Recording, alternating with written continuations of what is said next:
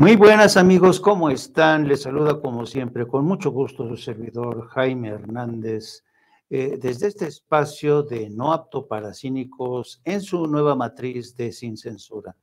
Es parte de este esfuerzo de periodistas independientes para llevarles a ustedes programas de análisis, de reflexión y sobre todo informativos donde nos encargaremos de tratar de separar el grano de la paja y siempre de manera directa, con datos, con reseñas históricas, para que ustedes entiendan esa realidad tan cambiante que vivimos hoy. Bueno, el tema que hoy nos ocupa es la reconquista autoritaria. Cómo la derecha amenaza hoy la democracia en América Latina. Hemos visto cómo en el curso de los últimos meses, partidos de derecha, organizaciones de derecha y sobre todo países que no tendrían que inmiscuirse, pero se inmiscuyen en los asuntos internos de México, han comenzado una embestida contra este gobierno, el gobierno de México, el gobierno de la Cuarta Transformación. Pero antes permítanme hacer un recuento breve de cómo esta derecha que había avanzado, caminado por distintas veredas en América Latina, en Europa y en Estados Unidos, había ido cada quien a lo suyo. En Europa, la derecha fascista, nazista, ya sabemos en qué terminó tras el fin de la Segunda Guerra Mundial. En Estados Unidos, la derecha siempre ha tenido un enemigo común, el comunismo, que según ellos puede instalarse en su patio trasero, América Latina, América Central, México en particular. Pero ahora, tras una cascada de cambios de gobierno en América Latina, me refiero a Brasil, me refiero a Colombia, me refiero a Honduras, me refiero a México, a Chile, se han producido interesantes conjunción de líderes políticos de Europa, de Estados Unidos y México, y todos ellos se han puesto de acuerdo para impulsar lo que ellos consideran la reconquista de la derecha en todo el mundo. Una de las primeras señas de esta reconquista arrancó hace aproximadamente 4 meses, cuando el expresidente de México, Felipe Calderón, asistió a la reunión anual de la FIL, la Fundación para la Libertad Internacional, una organización que preside Mario Vargas Llosa. En aquel momento, esta reunión, este cónclave de la derecha de España y México, encontró en Felipe Calderón uno de los principales adalides justamente para tratar de recapturar el terreno que han perdido en América Latina en general, pero también en México en particular. Vayamos a ver cómo en aquel entonces Felipe Calderón ya daba avisos de cómo la derecha de todo el mundo se estaba preparando, estaba conspirando para retomar el poder en América Latina y en México. Vamos a escuchar parte de este discurso de Felipe Calderón, prometiendo que así como la izquierda, según aseguró, utiliza el foro de Sao Paulo, la derecha tiene que utilizar foros como el de la FIL para lanzarse en esta campaña de reconquista y regresar, lo dijo el propio Felipe Calderón en esta locución, como el Cid campeador. Escuchemos lo que dijo en aquel momento Felipe Calderón. No solo se desconoce la legitimidad, sino se persigue a los adversarios. Se nos persigue más bien. El principal candidato opositor a López Obrador, independientemente de mis discrepancias con él, está perseguido y protegido en Estados Unidos por acusaciones absurdas. Yo mismo tengo 6 carpetas de investigación en mi contra de carácter penal, de las cosas más ridículas que luego les puedo platicar. Tercera prueba, entonces, no cumple con el criterio democrático en esta. Tercera prueba, se tolera o se fomenta la violencia. En México se tolera que grupos de presión bloqueen 40 días la línea ferroviaria más importante del Tratado de Libre Comercio. La línea ferroviaria que va de Lázaro Cárdenas en el Pacífico hasta Kansas City en Estados Unidos, bloqueada 40 días por grupos de presión. Las carreteras tomadas por grupos que cobran a los turistas en la carretera dinero y el gobierno lo tolera. Y no es ni siquiera lo más grave en la materia. Creo que lo más grave, a mi juicio, es la política que el propio presidente anunció desde campaña respecto de la delincuencia, que se llama abrazos, no balazos. Partiendo de la tesis que un servidor, que es la afirmación de esta narrativa que ha tomado el poder, de que es una equivocación combatir a la delincuencia con la fuerza de la ley y del Estado, entonces la alternativa es no combatir a la delincuencia.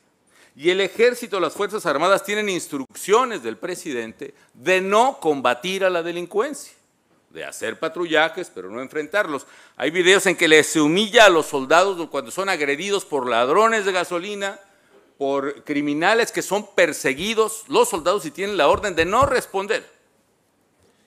Esto ha provocado algo que me parece un problema medular en México, que es la captura del Estado por parte del crimen organizado. Es decir, hay regiones del país que hoy están ya en manos del crimen organizado y el narcotráfico. Las filtraciones del archivo digital del Ejército Mexicano, que se filtraron, valga la redundancia, hace unas 3 semanas, revelan informes del Ejército, por ejemplo, que en varios estados, por cierto, todos gobernados por Morena, el partido del presidente, el crimen organizado ya tiene el control de las autoridades de justicia y de la seguridad pública. Hay un estado donde se designó jefe de la policía y de la Secretaría de Seguridad Pública al jefe de un cártel. Y ese estado lo gobernaba en ese momento quien es ahora el secretario de Gobernación en México. Esta captura del estado, por ejemplo, el jefe del estado, el Comando del Norte en Estados Unidos, en una comparecencia en el Senado americano, dijo que calcula Estados Unidos que el 35% del territorio mexicano está ya en manos del crimen organizado. Y esto lleva, por supuesto, al efecto de que México vive la ola de violencia más alta. A mí se me ha criticado mucho por eso, pero hoy están muriendo en México asesinados casi 100 personas al día. Casi 3 veces más que al final de mi gobierno tan criticado. Otra cosa, el cuarto y último, perdón que me extienda, si el poder amenaza o restringe las libertades civiles, incluyendo las de la prensa. Restringe libertades civiles, sí.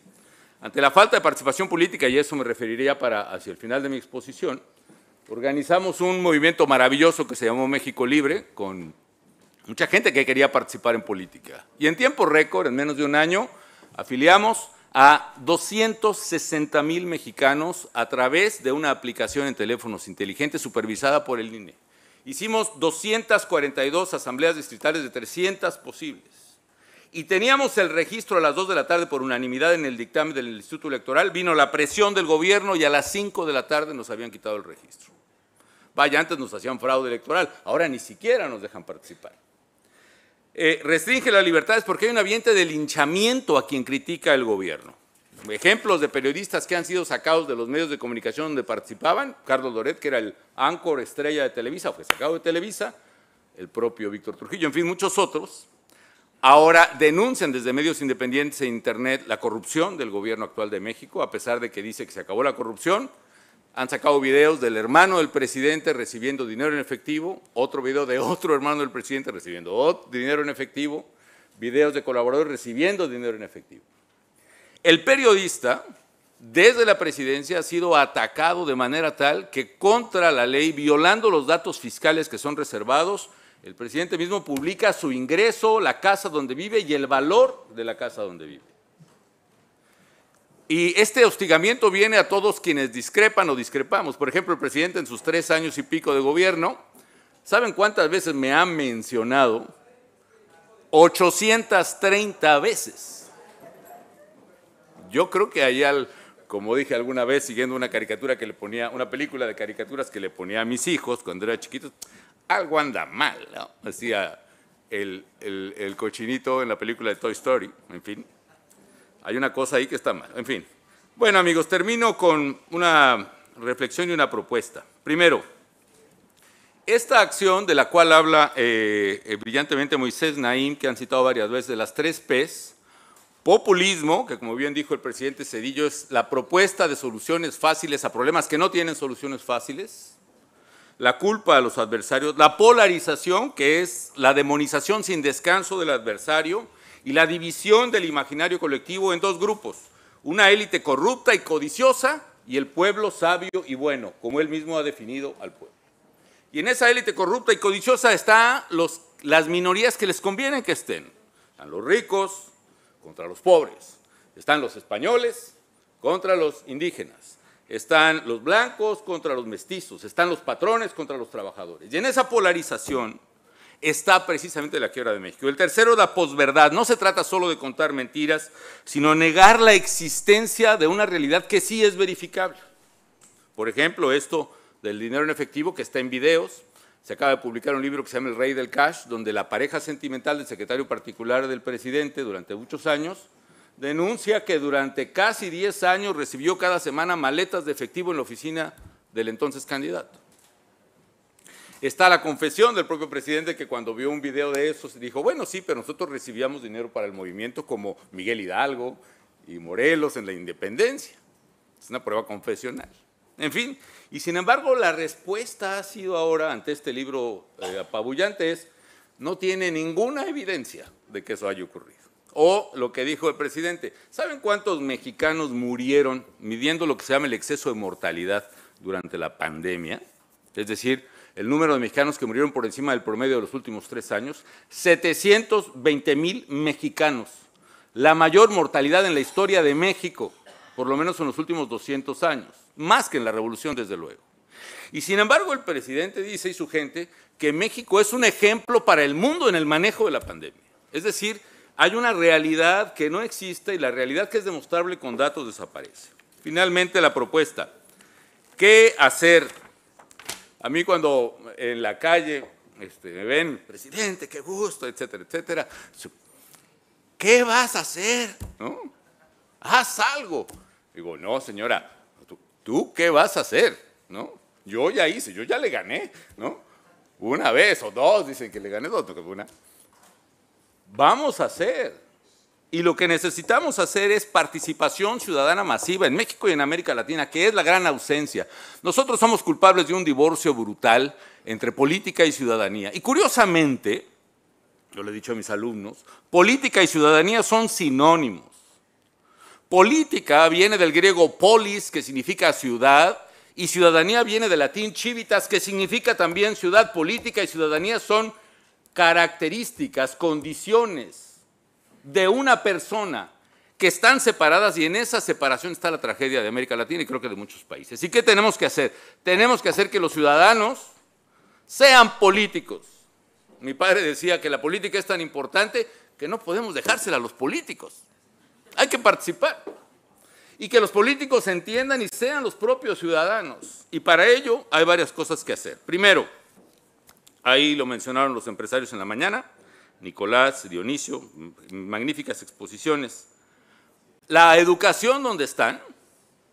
La educación, pueden intervenir en educación, hay que formar en política y hay que quitar este prejuicio estúpido, perdón la palabra, de que la gente buena no se mete en política, de que la gente honrada no se mete en política, de que la gente venerable no se mete, tienen que meterse en política con todo, con todo.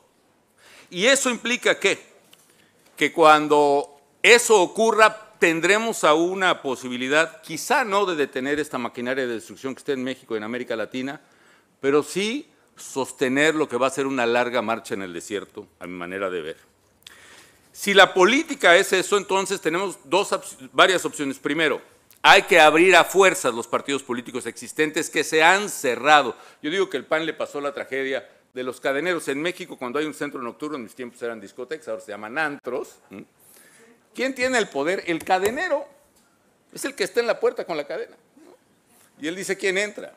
Y en el PAN, en aquella larga marcha del desierto de 70 años, bajo el otro autoritarismo, el esfuerzo era por traer a los mejores y más brillantes al boticario del pueblo, al maestro universitario, al empresario. La mayoría, solo uno de 10 aceptaba, pero con esos fue mejorando la militancia y los candidatos del PAN.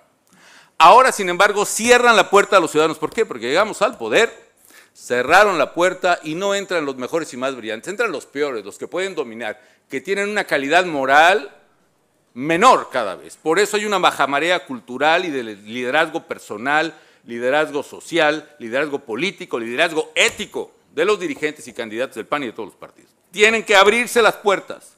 Y por eso propongo que haya una apertura, que los partidos PAN, PRI, PRD, MC, simultáneamente se pongan de acuerdo para abrir el mismo día y organizado por el INE las puertas de sus partidos.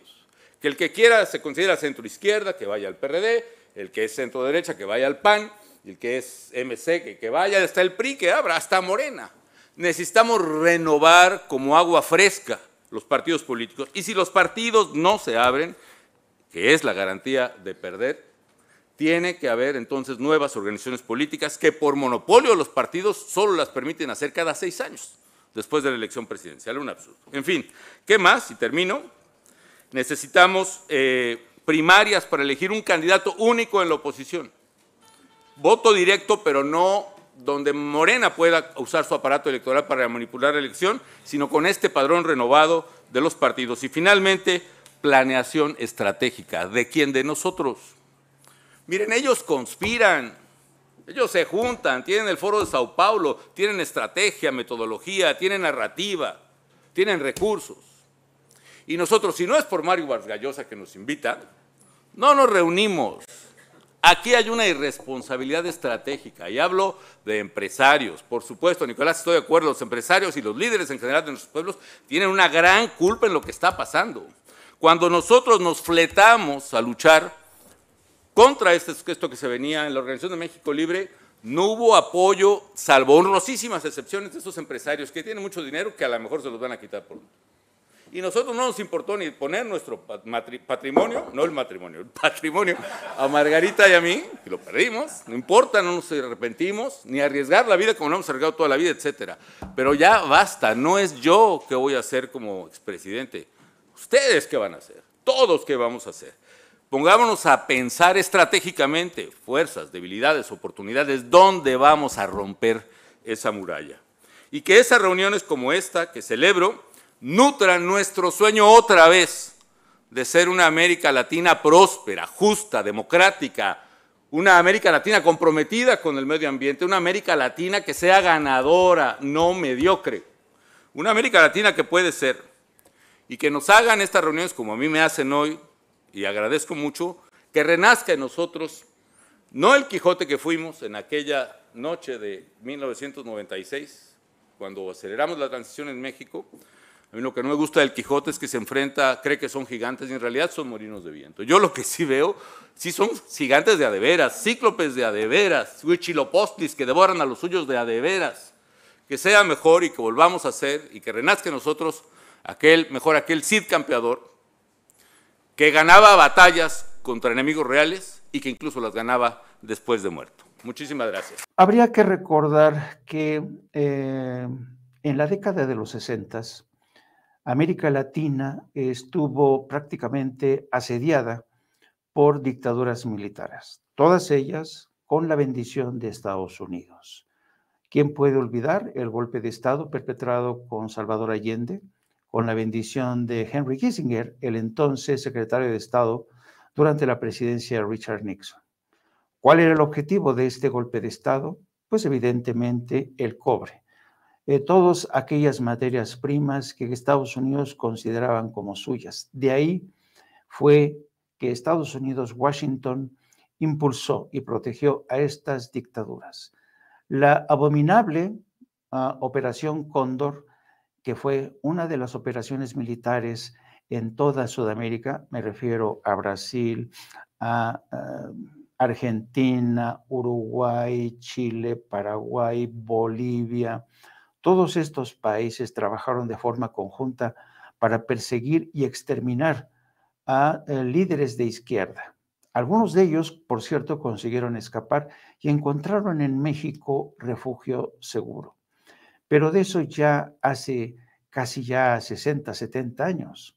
Hoy es la derecha que resurgió de las cenizas de la Segunda Guerra Mundial, la que ha buscado alianzas con la derecha en México para lanzar esta embestida para tratar de recapturar a todo el hemisferio. Vamos a constatar cómo hay esta misión, esta reconquista. Hace poco, México se convirtió en sede de la CEPAC. CEPAC el año pasado se reunió, que es un grupo, una organización que reúne a múltiples dirigentes de la extrema derecha, del partido Vox de España, y en este foro todos ellos insistieron en la necesidad de terminar con esta oleada de socialismo y comunismo que está destruyendo las democracias en América Latina. Vamos a ver una entrevista que le realizaron a Hermann Tertsch. Es diputado de Vox, pero también es europarlamentario. Hermann Tertsch, habría que decirlo, es hijo del señor Tertsch, Eckhard Tertsch, un prominente nazi que trabajó al lado de Adolfo Hitler. El padre de Hermann Tertsch, poco después de huir de Alemania, se instaló en España, donde trabajó en la creación y sobre todo en la maquinación, en la manipulación de medios españoles a favor de la derecha y de ideas nazistas. Su hijo, Hermann Tertsch, acudió precisamente a esta reunión de la CEPAC México 2022 y aquí vemos cómo en estas palabras Hermann Tertsch plasma el objetivo de la derecha europea en Europa y en América Latina. Vamos con ese video. ¿Cómo explicas que haya resucitado el muerto? Todo el mundo pensaba que el comunismo en América había caído. Acuérdate del famoso libro del Manual del Perfecto Idiota Latinoamericano, que luego tuvieron que decir el idiota ha vuelto, ¿no? ¿Qué ha pasado, Germán? ¿Se han dormido las fuerzas conservadoras? Las fuerzas conservadoras se han dormido en todo el mundo, en todo el mundo. En realidad llevamos 60 años, yo diría. Nos vamos al Concilio Vaticano II o nos vamos al 68, al mayo del 68. Pues ahí tienen cómo la derecha española, como la derecha europea, ha buscado incrustarse en el discurso político de México, con el fin de recortar y de alguna manera entorpecer la política de transformación que ha impulsado Andrés Manuel López Obrador. Estos aliados de la derecha en Europa también han encontrado eco en Estados Unidos, pero detengámonos un momento en Europa, porque hace no mucho, hace casi un año, ustedes recordarán que algunos eurodiputados del Parlamento Europeo lanzaron duras críticas contra el gobierno de México. ¿De qué se le podía criticar al gobierno de México? En opinión de los eurodiputados, porque México no había conseguido disminuir la violencia que nos aqueja desde que Felipe Calderón decidió desatar una guerra cruel, despiadada. Bueno, una de las víctimas colaterales que tenemos desde aquel entonces son los periodistas.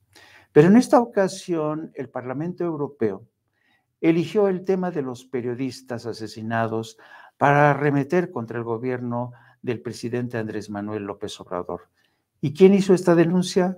Se trata nada más y nada menos que de Leopoldo López Gil. ¿Quién es Leopoldo López Gil? Bueno, Leopoldo López Gil es el padre del líder opositor venezolano Leopoldo López. Leopoldo López Gil fue fichado por el Partido Popular Español y con el fin de llevar la agenda del avance del socialismo y el comunismo en América Latina al Parlamento Europeo. Leopoldo Gil se ha convertido en el principal interlocutor de la derecha, de la extrema derecha europea en el Parlamento Europeo, para arremeter contra los gobiernos de Venezuela, de México, de Cuba, y todo esto en coordinación con las políticas de Estados Unidos, que sabemos que mantiene políticas de bloqueo y discriminación contra Cuba y Venezuela. Bueno, fue Leopoldo López precisamente el primero en aprovechar el tema de los periodistas asesinados en México, un tema realmente que lastima a toda nuestra profesión, pero que Leopoldo López y la extrema derecha europea quiso utilizar con el fin de desacreditar al gobierno de Andrés Manuel López Obrador.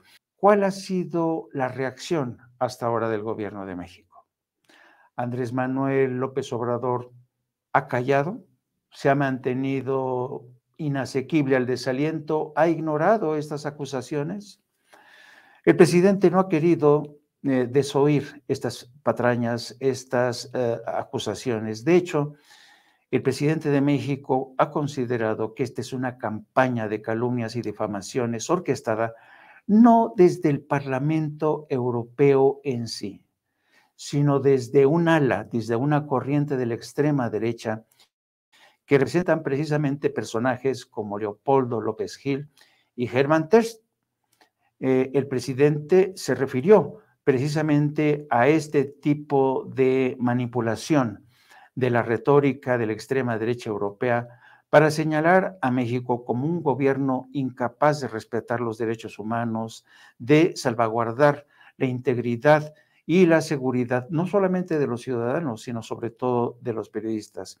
En una habitual conferencia de prensa mañanera que se ha convertido en el principal foro para responder a este tipo de acusaciones o difamaciones que llegan lo mismo desde foros internacionales que desde medios de comunicación, periódicos extranjeros y líderes políticos domésticos. El presidente no ha desaprovechado nunca este momento, este instrumento, esta herramienta de la mañanera para responderle a estas gentes. Y esta fue la respuesta que el presidente dio cuando miembros de la extrema derecha en el Parlamento Europeo lo acusaron de no proteger la vida de los periodistas en México. Gracias, presidente. Benito Jiménez, de Reforma. Sobre el tema, primero, el tema diplomático, este comunicado emitido anoche al Parlamento Europeo, con estas descalificaciones, primero, si nos puede plantear este tema, por favor, presidente. Bueno, pues se fijó una postura por parte del gobierno de México ante una resolución calumniosa del Parlamento Europeo. A veces se puede pensar que solo aquí antes era costumbre el que los legisladores votaran sin leer, sin informarse, por consigna. Pero ahora nos estamos enterando de que esto sucede en todo el mundo. Lo menos que podemos decir es que fueron sorprendidos los legisladores europeos, lo menos, porque no es cierto lo que sostienen, es completamente falso. Pero esta andanada de ataques, amigos, no solamente se circunscriben a foros como el Parlamento Europeo, incluso como partidos políticos u organizaciones como la Fundación para la Libertad que encabezó Mario Vargas Llosa desde España. Hay que tener en cuenta que hay también correas de transmisión o aliados o cabilderos que continuamente están visitando las redacciones y los consejos editoriales de periódicos como The New York Times y The Washington Post o The Wall Street Journal, para que estos medios de comunicación que tienen un prestigio o han tenido un prestigio internacional reconocido, pues también se hagan eco de estas denuncias. Tenemos el caso, por ejemplo, del diario The Washington Post. El diario Washington Post publicó recientemente una columna de Carlos Loret de Mola criticando la forma, el tono que empleó el presidente de México para responderle al presidente Andrés Manuel López Obrador. Voy a pedirle a mis compañeros que nos pongan esta colaboración de Washington Post en la que Loret de Mola critica la respuesta del presidente de México al Parlamento Europeo. Desde ese entonces que han pasado muchas cosas. En esta labor de golpeteo al gobierno de México, el diario The Washington Post en particular ha tenido que revisar sus políticas editoriales, particularmente de la sección en español. Sí, una sección que nació para albergar a firmas como las de León Krauss y Carlos Loret de Mola. Tras la salida del director del Washington Post, Martin Baron, que ha sido uno de los mejores periodistas quizá que ha tenido el Washington Post desde Ben Bradley, la salida de Martí Barón de la dirección del Washington Post marcó un cambio. El propósito de Martí Barón era convertir a The Washington Post en un periódico global y de ahí su interés de tener una sección en español. Pero ¿qué pasó? Esa sección editorial de opinión de Washington Post traía muchas críticas sobre el contenido. Y tras el cambio de dirección de Martí Barón, el nuevo jefe editorial canceló la sección en español del Washington Post, Carlos Loret de Mola o León Krauss, entre otros, por considerar que el periódico no estaba seguro de si acaso el contenido de esa sección en español estaba a la altura del periodismo que practica el Washington Post. Es cierto, Carlos Loret de Mola, León Krauss han visto cómo se ha cancelado esa tribuna tan prestigiada como el diario de Washington Post, pero esto no ha sido óbice para que otros medios como The Wall Street Journal y a veces también el New York Times se sumen a esta andanada de ataques contra un gobierno que desde la óptica de los consejos editoriales representa un gobierno de izquierda, un gobierno que podría representar una amenaza, sobre todo para el American Way of Life y su influencia en América Latina. Así es que esta derecha es como una cabeza de hidras, es como una cabeza de hidra que se esparce desde partidos de extrema derecha en el Parlamento Europeo, organizaciones adláteres, medios de comunicación en Europa, Estados Unidos, incluso aquí en México. ¿Alguien puede negar que la política editorial del Reforma, del Universal, del Financiero, del Heraldo y otros realmente van a contrapelo de la Cuarta Transformación? Y es precisamente en este punto que me quiero detener un poco. Los medios de comunicación y algunos políticos incluso hoy prácticamente cabalgan a lomos de esta extrema derecha, se han sumado a esta campaña. Y una campaña que, por cierto, se caracteriza por su intolerancia.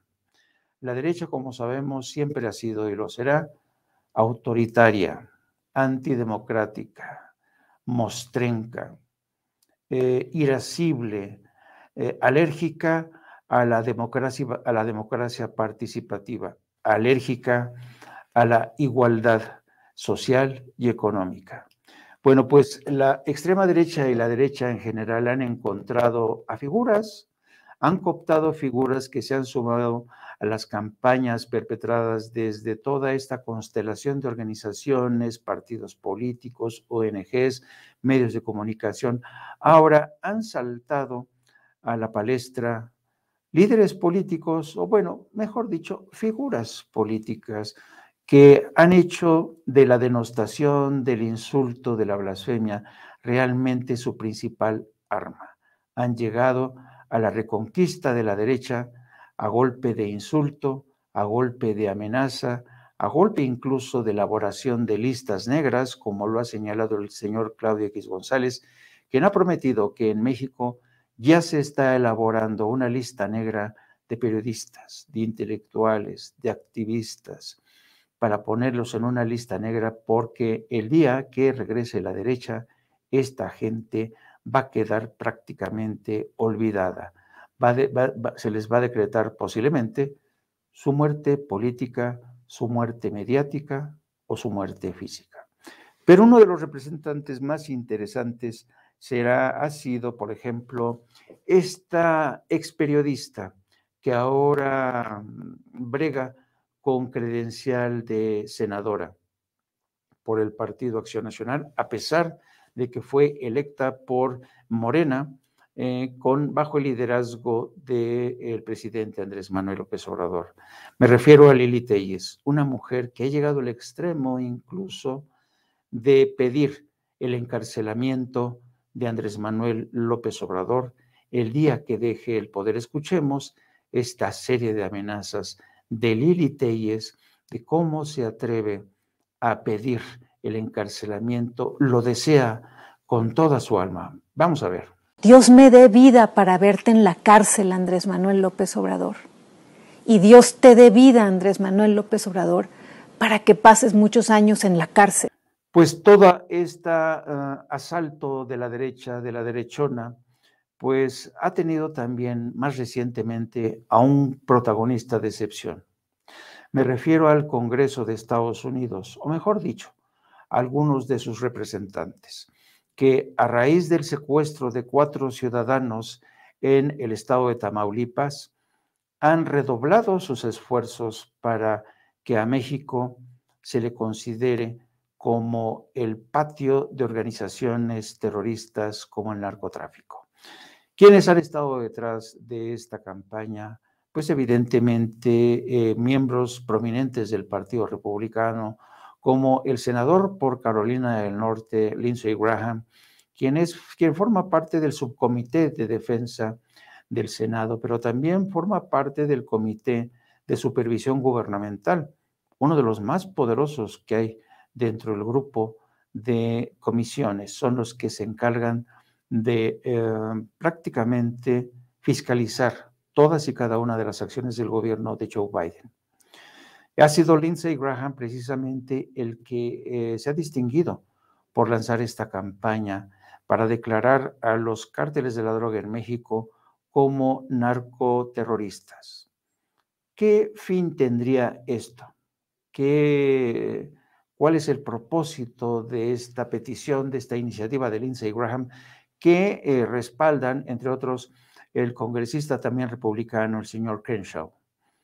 Pues básicamente concederle a Estados Unidos una herramienta de intervención para que Estados Unidos vuelva a intervenir, o mejor dicho, porque Estados Unidos ya ha intervenido dentro de México y lo hicieron durante la presidencia de Felipe Calderón.